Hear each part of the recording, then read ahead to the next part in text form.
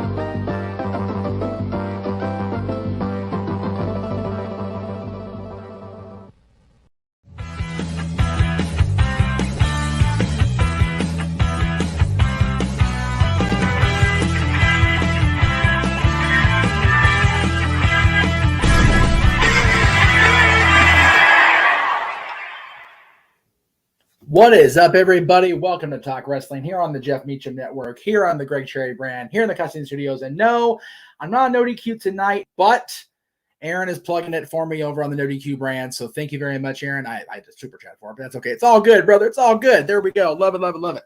So we are here. It is Talk Wrestling. We're live. Thank you for joining me again.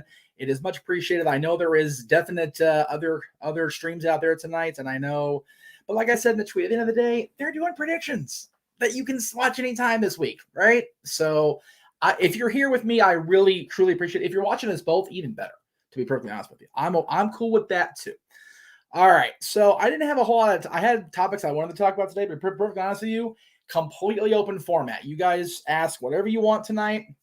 I appreciate it. However, I do want to point something out. If you're watching on, at least on mobile devices, I don't know if they actually show it on the what do you call it? Let me go ahead and check that actually now that I say that, because I'm not sure. But according to our buddy Scott, who was being very gracious and super chatting quite frequently last night, which again I greatly appreciate, my friend. Apparently there's a new thing called the thanks button, which is, I think, it's over here somewhere. If you're watching live, I'm gonna try to see it on the big screen here, so forgive me. But apparently you can hit that button and also provide thanks. So thank you if you're doing that as well. Marshall, no judgment, no forcing. You do what you need to do, my friend. You can watch either one of us or both. And like I said, Aaron's doing predictions for pay-per-view, which is going to air Sunday. So if you want to watch him tonight, you can watch him during the rest of the week also. You can watch me live. You're only going to get me doing Talk Wrestling on Tuesday nights. So there is that. Let me see. It doesn't show. Okay, it doesn't show that I can do it on here on the what do you call it? The big computer. But anyway, my buddy Scott, our buddy Scott, I should say, one of our great supporters, was pointing out that over here somewhere, if you're watching on a mobile device, there's a thanks button. So if you don't want to super chat, you don't want to have the big old, to do about it, you can actually be right ahead and thank me that way. Either way, I appreciate it very much. And we already have a $5. Thank you very much. So go ahead. I'll go ahead and do the thank you, Ken, for $5. Much appreciated, sir. He says, Jeff, did you like Raquel's smiling gimmick? I like it, but I was expecting her to debut like Legion of Doom or Babyface China. What did I think? I am unfortunately the wrong person to ask about the smiling Raquel gimmick. I didn't have a chance to see it. But anything, honestly, that lets superstars of that quality, that caliber get a showcase, I'm here for it, Ken. I really am. Well, why is that being loud? That's being loud. I don't need to have that dick me on, what do you call it? Monetization. All right. Josh, I see your comment, so bear with me here.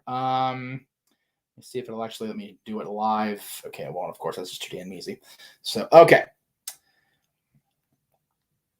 That's right. If you can watch King's Game, that's right. So, Josh, let me see if you guys can see this or not. Okay. So, right here, next to the download button, there's a thing that says thanks, at least on a video from yesterday that we did yesterday. Ask the Dad. So, if it's there, by all means, please go ahead and use that if you prefer that to a super chat. Either way, we get them, and I found out they take 30% of these things. It's freaking crazy. So anyway, again, thank you, Ken. As far as Raquel, like I said, I am glad Raquel's on the main roster. Don't get me wrong. It just depends what they do with her and how they utilize her on the main roster. Turn all the other external distractions off. All right, we are 100% with you guys now. Again, I appreciate it here. So I threw these up during the little the interim, but Josh is here. Thank you, Josh. Josh says he's excited for Backlash. He's so freaking glad it's not a tag title unification match more, which I disagree with. I think it should be a tag unification match personally. Bloodline should lose with Jimmy and Jay taking the pin. Josh also, I'm going to go through everybody's and just come back to everybody. So we'll see. Josh says if they are doing the Rocket Mania, Cody needs to win the WWE Championship at SummerSlam, which I agree with, and Drew the Universal at Clash of the Castle. Again, they're over in the UK, so why not Drew become champion over in the homeland, right? Reigns needs to go into Mania looking for something to prove with no belts. I agree with that. And JJ, Josh loves your Rock promo, so there you go for the month of May as far as Renegades reviews. We'll talk about that later. Josh also says, I actually forgot about the backlash predictions till you said it. Well, oops, it's okay. I still need to write my backlash predictions for my Mansfield matchups in their DQ column. Yes, cheap plug. And again, Josh, I will gladly read those off on Sunday as well when we go live with our pre-show for for WrestleMania Backlash. So that was from Josh. JJ says, hey there, hi there, ho there. Hello, Jay. Good to see you again. I see you every day practically. NXT Spring Break-In has been some fire. All I missed was the triple threat match for the North American Championship. That was actually okay. Wasn't my favorite match, but it was okay. Richard says, I'll turn the Meacham. Well, thank you, Richard. I appreciate that. And again, Marshall, no judgment either way. I'm okay, whatever you like to do, my friend. Again, Joey said, if you can watch King's Game and SummerSlam and Simpsons, you can watch FWQ. Exactly. And the Kings are on tomorrow. They are 1-0 in the playoffs. Woo, woo, woo, woo. Let's get a little bit on that. Thank you very much. And David says, hey, hello, how are you? Good to see you. Good to see you. And Josh, we appreciate you being along in the chat on something again. And that's a double shot. Let me not gloss over the fact we're gonna have 2 watch-alongs this weekend. Let me go ahead and get rid of the comments. You actually see it. Maybe. There it goes. Okay. So we're going to have Under Siege coverage on Saturday, May 7th. And then, of course, we'll have Backlash coming up on the 8th. So double shot of pay-per-view / premium lives this week. So there you go. David, with the first question, actually the second question, excuse me. Of the 3 top advertised matches, which should main event this Sunday? Ronda versus Charlotte, the only title match of the night, the 6-man tag, or Rollins versus Rhodes 2. JJ pointed out that it should be the women's title match as you said, David. It's a title match, so it should be, but I can't honestly believe them not putting Roman Reigns in the final match of a premium live event. But he is in the 6-man. He's not defending the championships. So I think that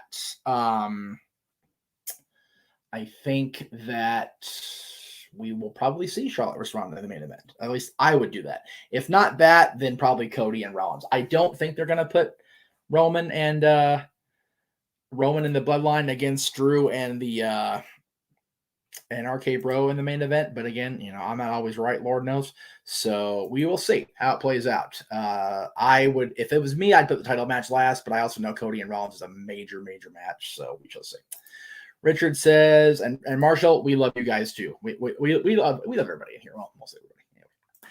Richard says, Rock vs. Triple H for the WWF title at Backlash 2000 with Austin returning to a monstrous pop is my all-time favorite Backlash match. Again, we actually covered Backlash matches back last Friday, the 29th. So on Dad's, not always on wrestling. So please go check that out in the archives on the Jeff Meacham Network and the Cassidy Studios on both channels. Please please give JJ some love too on the Casa, because we need to definitely get his views up and definitely get the watch hours going for him. Get that man making some money. We got Greg making the money. Aaron's been making the money for years. I'm making the money. We got to get JJ up on our level as far as making the money. So give Jay the watch hours over on Dad's, but please check it out. Great show.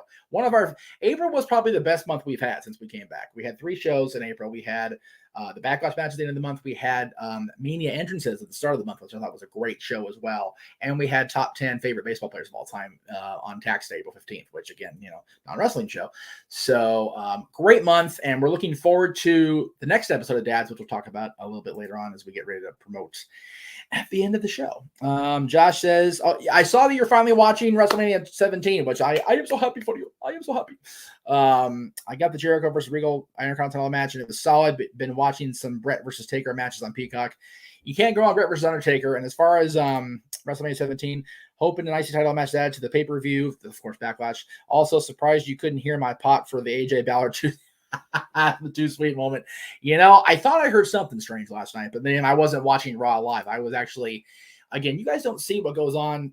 Oh, that damn thing's off kilter again. Get back where you belong, you little toad.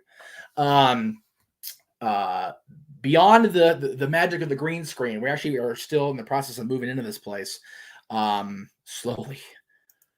Surely. And we actually had my parents' bed delivered this morning. So we had to do a massive moving of stuff in order to make room for the delivery guys to come in. So that was during the East Coast feed of Monday Night Raw. So I missed it. I actually didn't get to watch all of Raw at all. I actually watched a good chunk of it this morning on the stream. Not Hulu. So anyway, David says, with the rumors that WWE will be doing release every 90 days, do you think it should be more so be PC protocol similar to football? Okay, so we actually talked about this last time I asked the dads, David. And again, David, I highly encourage you to hop on the tube and please contribute to the cause. But JJ was had made a great point, and I kind of went along with it because he and I have both done retail our entire adult lives. Good grief. And I know Sean debunked the whole 90 days thing, so I'm not going to get too wound up on it because, like I said, we covered it last night. But if they're going to do 90 days, it should be, it is like a business. Because you have to remember, in everything but sports, as far as most major sports, unless you're in camp and you're trying to earn your spot on the field, the roster, whatever, you have a contract which you sign and they honor it. But if you're in the camp for hockey, football, whatever, there is that period where you're trying to earn your keep and you're trying to make sure you stay on that roster. So but in business and retail, most companies have a 90-day probationary clause where they can fire you or release you or terminate you or lay you off or whatever within 90 days without providing reasonable cause or justifiable cause. They can just say, you know what, it ain't working. See ya. WWE has always touted themselves more as a business than a sport, at least since Vincent K. McMahon took over. So I think that if they're going to do this, and again, Sean's debunked it, so take it what it's worth. I actually am okay with it. And the reason I say that is because they sign all these people up and they bring all these people in from the outside world and train them and, lead these kids to believe that they can be molded into the WWE formula. The formula in WWE has always been Vince, and NXT was different until very, very recently. So I am all for them making these kids where, hey, you've got 90 days to prove your shit. And if you don't, you're out and you go find work elsewhere. I did like that Persia. I know that's not her real name. I forget the name she uses on the independent circuit. If someone's watching, they can help me. But I love that Persia immediately all right, I got cut. Now accepting bookings. And Taya went right on there and said, please book her against me. I love to see Taya and Persia. Good night, Alana. Let me go ahead and throw that up there right now just to make sure that JJ knows I'm talking. Alana, if you're still watching, I love you too. We're going to try to do this weekend, but it's Mother's Day and I don't want to be up in your mom's business. So I will see you when I see you, my niece. Love you much. And everybody's going, what the hell is he doing? So there you go. Cheers. All right. Let's see where I skipped. There we go. And Richard is telling Josh that Bret vs. Undertaker at SummerSlam 97 is their best match. Actually, Richard, I will disagree with that. The best match they had on pay-per-view that nobody talks about. It's on the network. It's on Peacock. One night only, 97. The same night that Bulldog and Michaels had their European Championship match. That WWF Championship match is a sleeper. Go watch it. It's good stuff. Let's see. Richard thinks Balor's going to turn on AJ and join Edge, which we've talked about. Balor just fits in more. That demon side of him, that character definitely fits in. Fits into the mold of the. So for the record, Greg Cherry has disabled super chats on his channel. So if you're watching the Greg Cherry brand, which I appreciate, also, you're not going to see a super chat or a thanks or whatever option because YouTube's not paying him. And I completely understand that. So streamlabs.com/luckofthedraw1 for the Greg Cherry brand. The Greg Cherry show, of course, tomorrow with Greg has agreed, God help him, egg on his face tomorrow. So it's going to be interesting to see how the show plays out tomorrow. He's going to smash an egg over his head at the top of the show because you guys met the super chat goals that he put out there for you guys. Again, YouTube's being whatever about it, but Greg will literally have little egg on his face for an hour tomorrow, so it'll be fun to see that. But yeah, and again, that's why I'm exploring other options as far as getting paid, Greg. So thank you for letting my audience know and your audience know and JJ's audience know that that is how you're approaching things. Marshall says, do I think LA Knight will return eventually? And if he does, could he be bigger star? He's actually in doing dark segments, becoming a manager on the SmackDown brand. So I would say we'll definitely see him back on TV. They're just trying to groom the character to see what he can do on SmackDown. So I would say we will see LA Knight back sooner rather than later. Let me get some water, excuse me. Oh, right, but no, that wasn't happy. Let's see. So, Richard, to answer your question, since Greg is here, DM Greg. You have to DM him. If you don't, if you tweeted him, I'm not sure why he wouldn't have responded. I don't know. Again, Greg is the master of the mayhem when it comes to Jack of all trades and the Greg Cherry brand WTC now. He's the champ. He's the host of Jack of all trades. So you just have to just keep in contact with Greg. And then we've got, let's see. Josh says, I knew to watch One Night Only because of Jack the Jobber's What Culture 10. Yeah, there you go. That's it. I didn't know. Oh, there you go. Yeah. So Josh is going to wear his Browns versus Steelers shirt tomorrow just for the Greg Cherry show. And Greg says, I may have May's episode filmed already as far as contestants. Oh, well, there you go. Hopefully he does, because it is coming up on May 19th, which is a very big, important day if you remember wrestling history. And if you don't, do your research, folks. Adam, am I free Friday during Rampage? During Rampage, yes. After Rampage, no, because after Rampage, we will be going live here on the network with Open Mic Night. That'll be, again, that's Friday, May. Oh, I had the graphic ready. I didn't know I had it ready. There's the Greg Cherry show. I had way too much time on my hands yesterday, or the day before, whatever it was. So yeah, Greg Cherry show tomorrow, and then we're Dark Thursday. But Aaron will be on with the review on the ODQ side of things, and then yes. So Adam, I'm free during Rampage, but as soon as Rampage is off the air, I got to go. I got to host my show. So yes, Adam, I am free during Rampage. And JJ says, LA Knight is a manager. If only he had worked with a legendary manager to learn from. Oh, yes. If only, Jay. If only. If you don't know, Percy Pringle. Sean Ricker was Percy's last client prior to his passing. Paul Bearer, of course. I didn't know that. I'm sorry. I thought LA Knight was one of the releases. No. No, trust me. Trust and believe, Marshall. If LA Knight, if Sean Ricker was one of the guys that got released, JJ and I would have been on that yesterday on Ask the Dads. We'd have been livid. Oh my God. We'd have lost our friggin' minds. Adam says, before that, you want to watch Rampage of Tony Schiavone via Zoom? I can probably get you the details. Sure.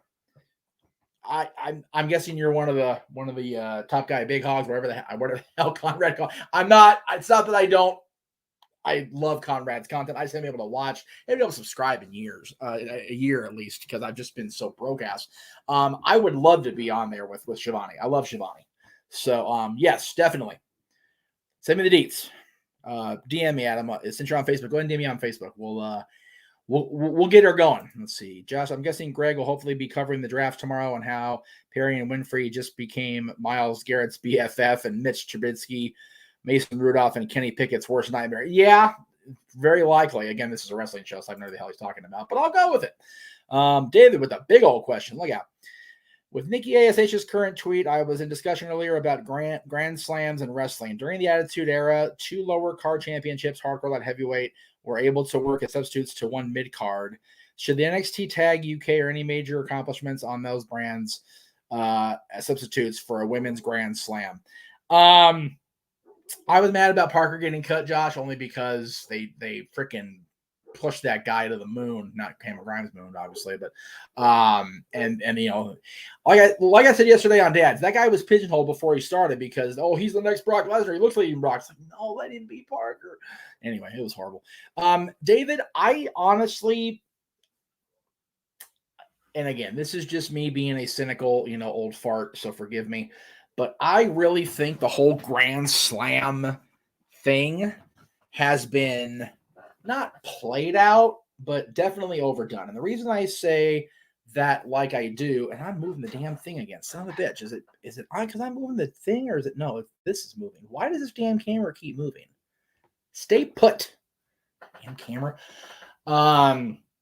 Anyway, so it was the original idea behind the Grand Slam label was to give Shawn Michaels something to call himself because he was the first to have ever done it. There were a few Triple Crown champions over the years, but never a guy to hold 4 championships because there weren't 4. For some reason, there were only 3 that were during the biggest boom in WWF history at the time, which was, of course, the golden era of the 80s. So Shawn Michaels becoming European champion, having already been tag, Intercontinental, and WWF champion, they gave it to him. Of course, Triple H was the second guy to do it, and it just kind of evolved from there. But again, depending on who you ask, championships are still a very big deal, and they're the major, for me, they're the major driving point behind storylines in professional wrestling / sports entertainment. But I think that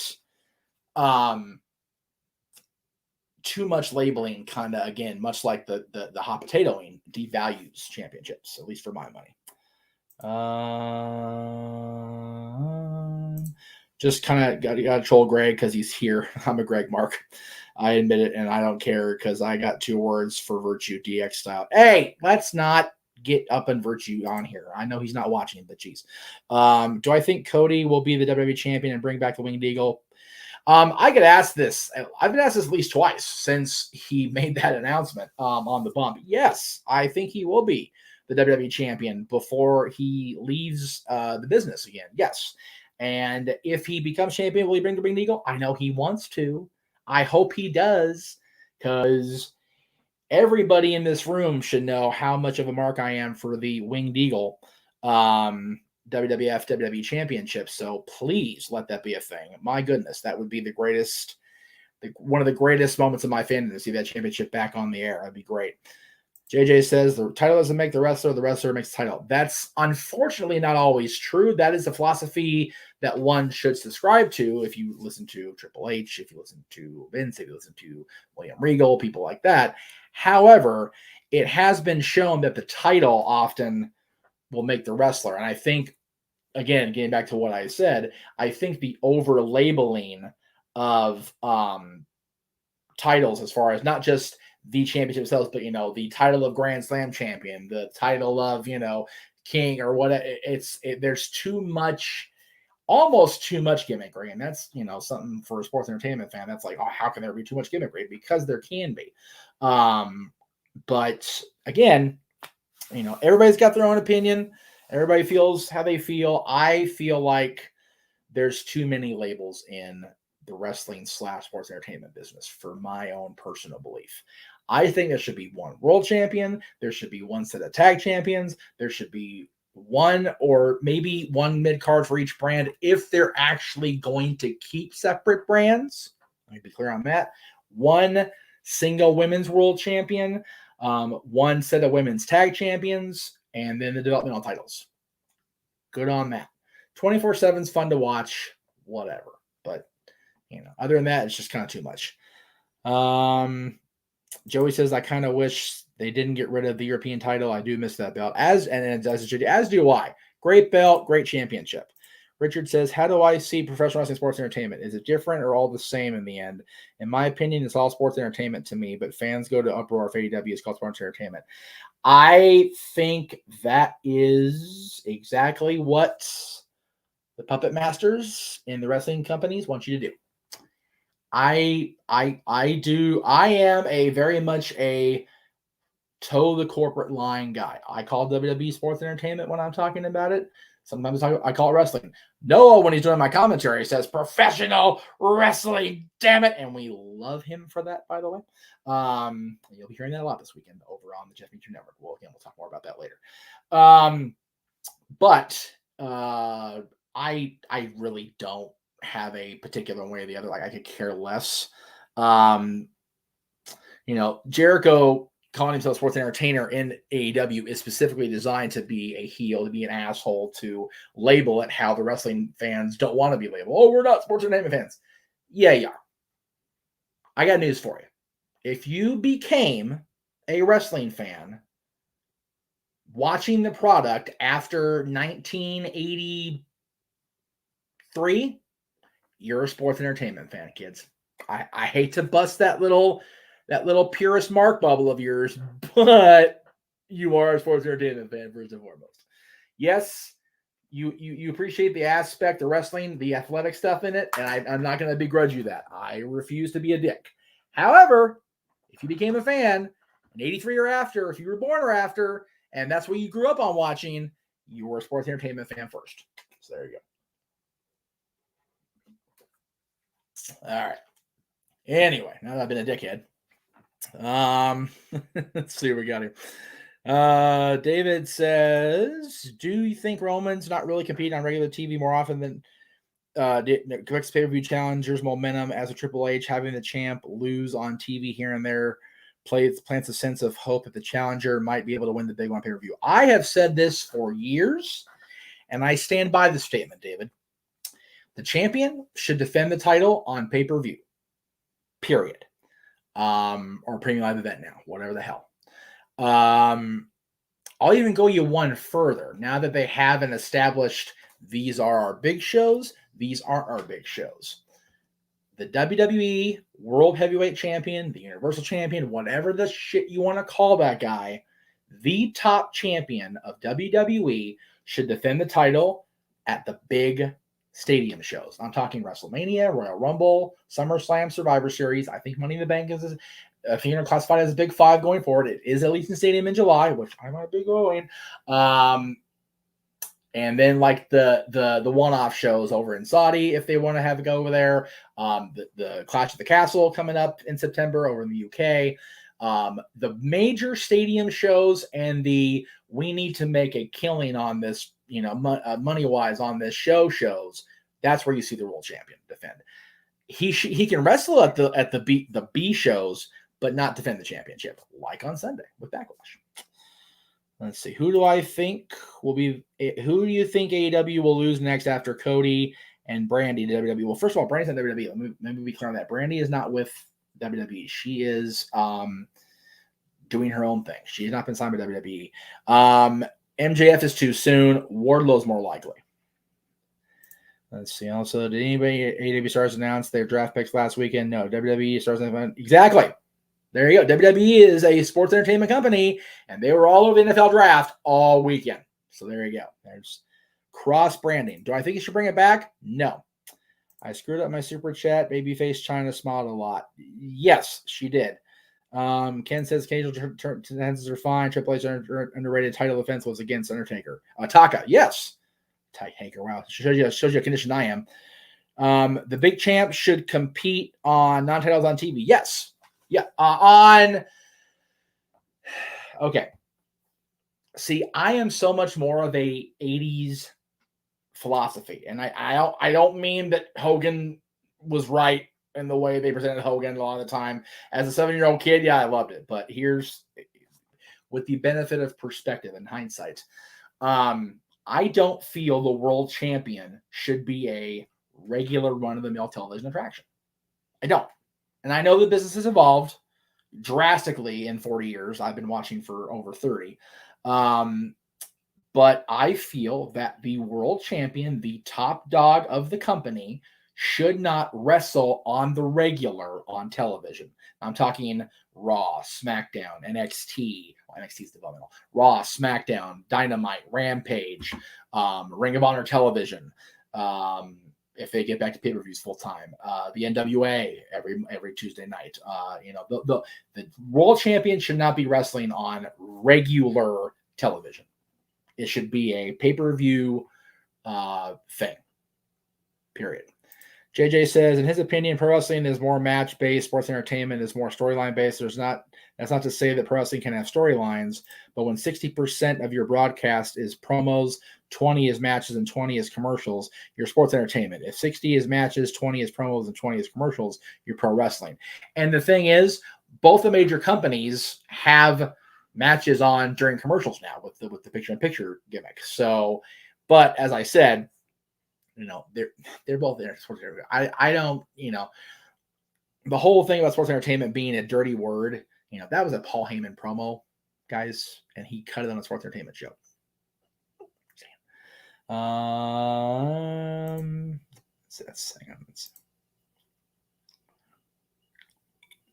Do I think it's a mistake for AEW to feature the Ring of Honor titles? No, not at all.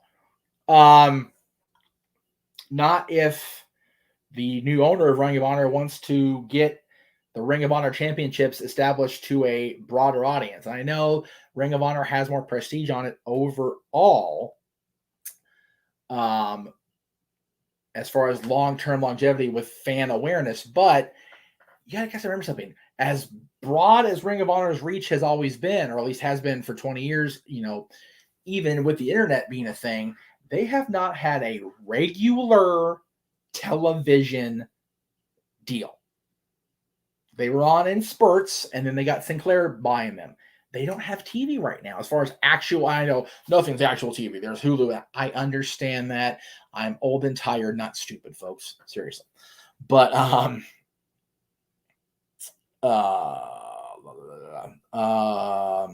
I feel that until they get Ring of Honor back up full running, until they get a TV deal, they got to keep the championships public eye somehow. Thank you, Jay. He phrased it perfectly. My brain wouldn't do it. So there you go. Josh says champions should not be pinned until they lose their titles. You cannot change. No, I agree with that. I think the whole championship showcase thing WWE is bullshit. Absolute stupid bullshit. I really do. I always have. I think it's a dumb idea. That's how I feel. Do I think Roman should compete when it was on special like Andre? No. That is not what I'm saying. Let me try to. You have to remember something.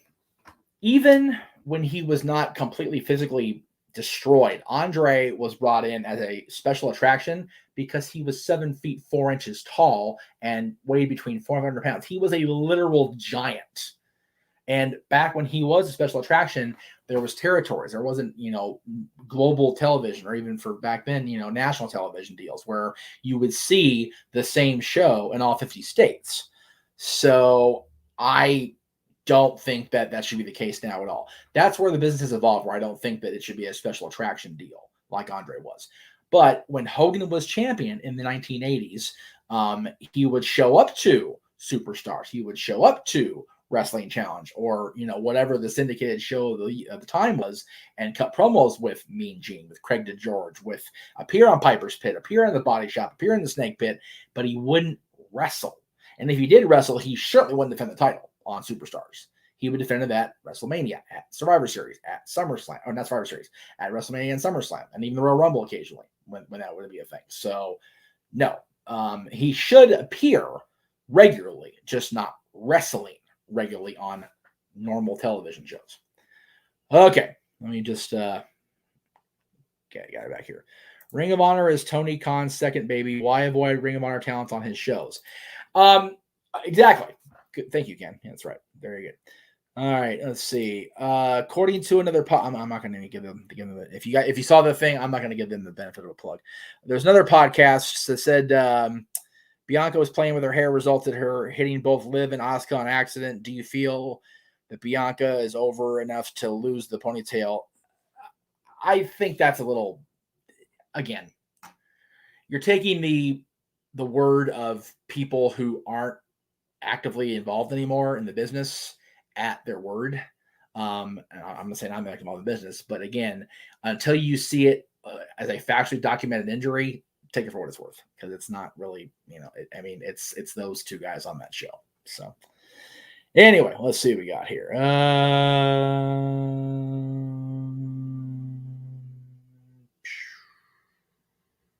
Just trying to look through. You guys are conversating together.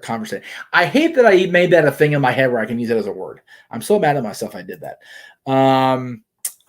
Richard says, if you could rank the top 5 wrestlers from the Samoan dynasty, oh Lord, who would it be my top 5? Okay, Samoan dynasty, the bloodline, the Anawahis. The Rock is number 1. I mean, there is no bigger star out of that family than The Rock. I'll say Roman at this point. Roman's there. He really is. Roman's number 2. God.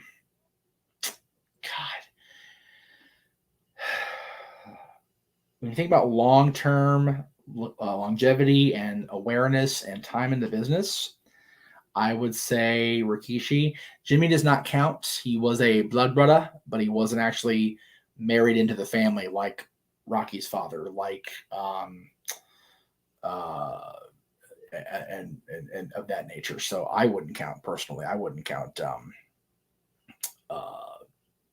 Jimmy Snuka or Tamina, unfortunately, or Naomi, because she's not, she's not blood either. And again, that's a whole other. Anyway, Rock, Roman, Rikishi, Yoko, and the Usos. And I'll even give honorable mention for sure to Umaga, because he was in a WrestleMania marquee match. God bless Eddie, man. It's such a waste that he had to pass on. But yeah, and David says it was for him. It's Rock, Jacob Fatu, who I haven't seen Jacob, so I can't really comment on that. Roman and Usos. JJ says Rock, Roman, Yoko, Umaga, Jamal, Alpha, and again, Alpha's definitely got the training chops.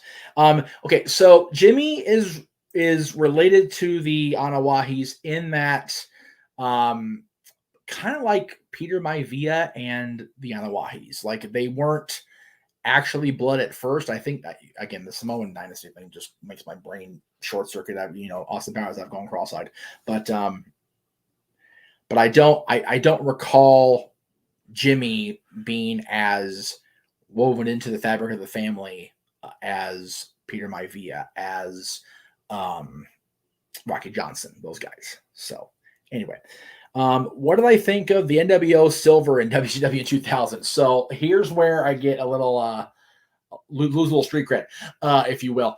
My first ever NWO shirt was actually the silver shirt.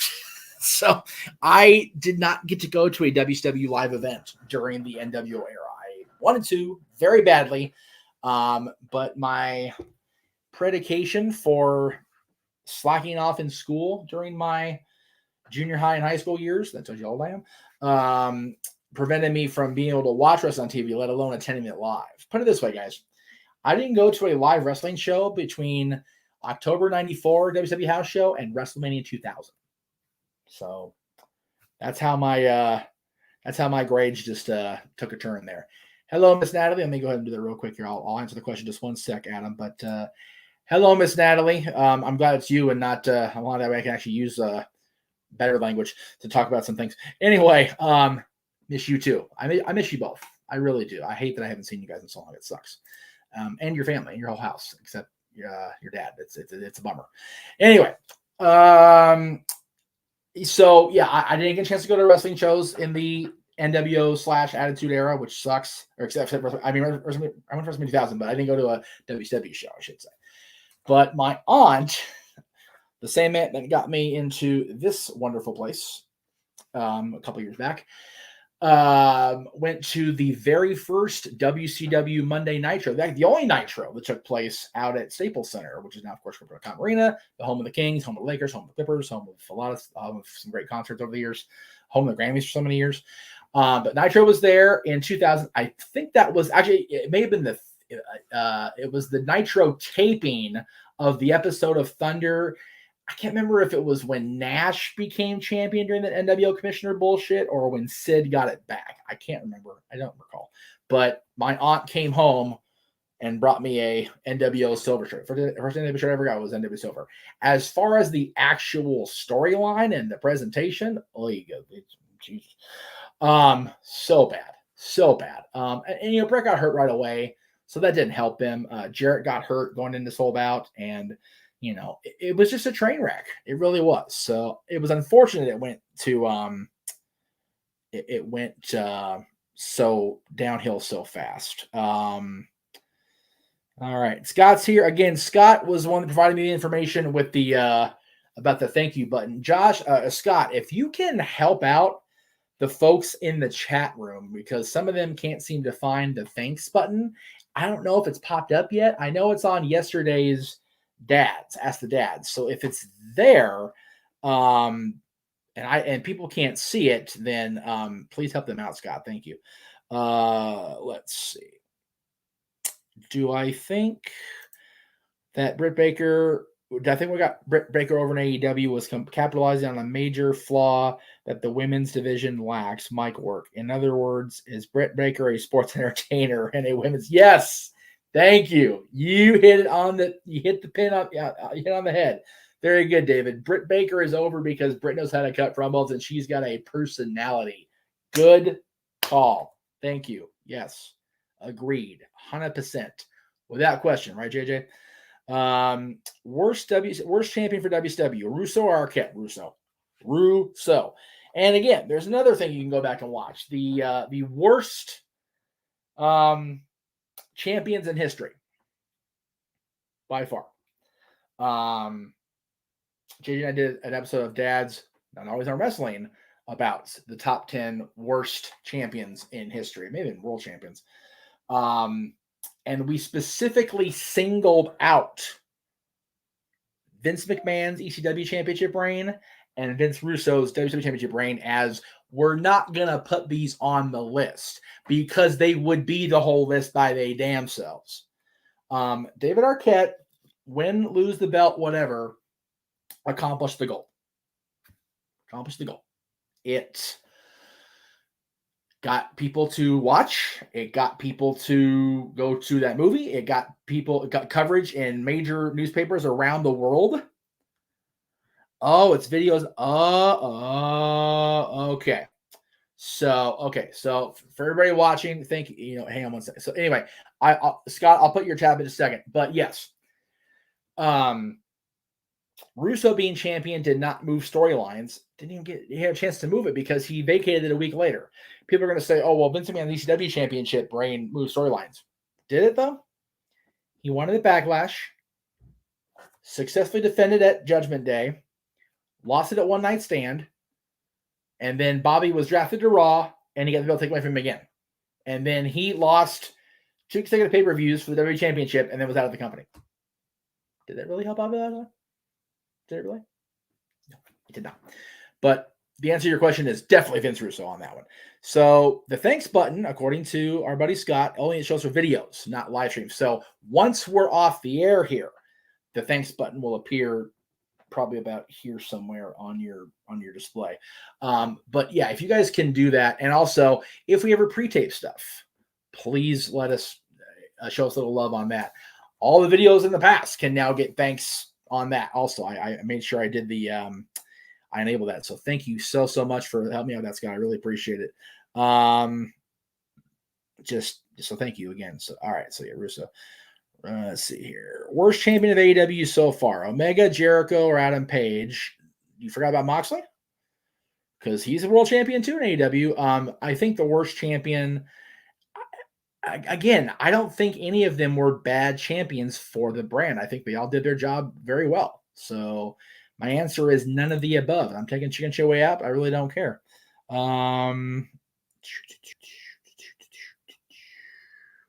No, Ken, he's saying that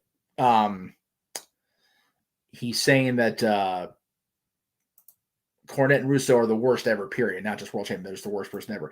And no, you notice I didn't say his WWF championship.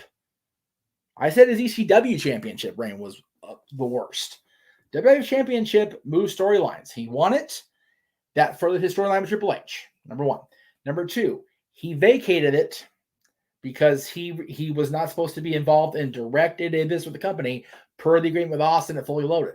Number three, Austin came out, put Vince back in charge of the company, made sure he got the first shot at whoever became champion Unforgiven, and put Triple H back into the six-pack challenge. So that championship win, not run, because he had it for freaking 4 days, wherever the hell it was on TV, moved the storyline along. Russo's did not.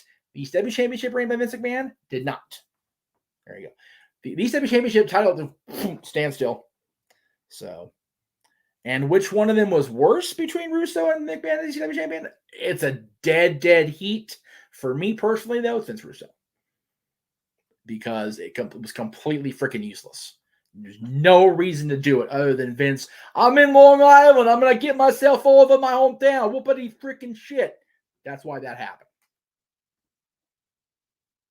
That's why it happened. And if I'm a dick, I'm a dick. I really don't care. I don't. Because I've always hated that he was world champion. I hate it.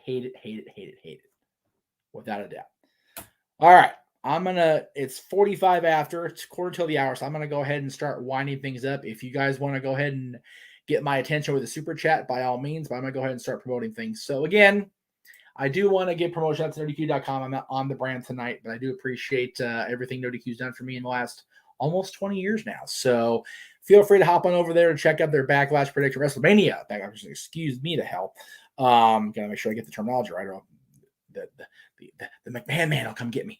So that'll be they're on every day, almost every day without fail, at least during the week. I've seen better impressions of Russo, but thank you, Ken. Again, tomorrow, Greg and the Egg on his face. That'll be tomorrow on the Greg Cherry brand. Speaking of NoDQ, by the way, you can check out the NoDQ review coming up on Thursday. That'll be at 8 o'clock Eastern, 5 Pacific, over on NoDQ.com YouTube channel. Friday night after Rampage, we will be bringing back Open Mic Night. So be sure to check that out.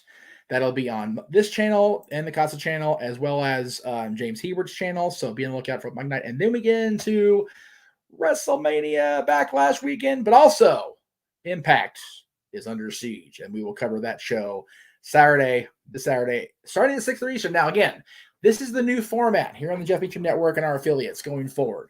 We'll be doing predictions and coverage on the same day, on the show day. So we will start predictions an hour and a half before the show, at, in this case, 6:30 Eastern, same with on Sunday. And then we will do the live play-by-play with Noah and James and whoever else with that particular month. Will be at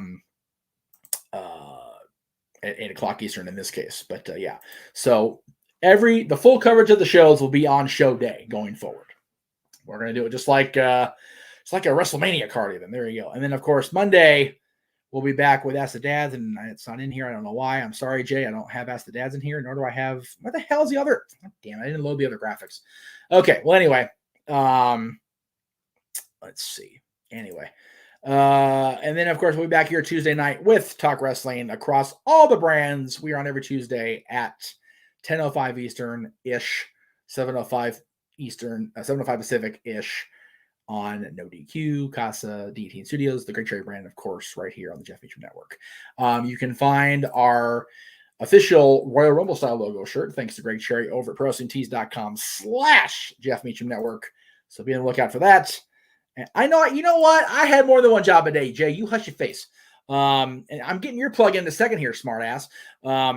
you can find the rest of our merchandise over at merch.wtnetwork.com off our Teespring store. You can catch the next episode of Renegades Reviews and Friday's episode of Renegades Reviews as we continue our tribute to the most electrifying birthday boy in entertainment. Yes, it was yesterday, but I like the promo so much I'm going with it. The Rock, we cover The Rock again on Renegades Reviews. JJ does Wednesday and Friday. And, of course, Dads this month will have our top 10 20-ounce movies this coming Monday, the 9th. And the 23rd, we'll have our top 10 Rocky matches of all time. So there is that. And for everybody watching, I appreciate it again very, very much that you guys were here for, God, almost an hour with me, even though I had definitely have a competition. So I thank you guys very, very much. JJ always busts my chops.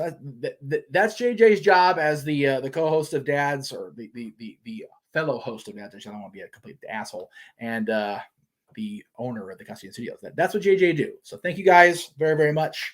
We'll see you next time here on Talk Wrestling and all week long right here on the Jeff Meacham Network.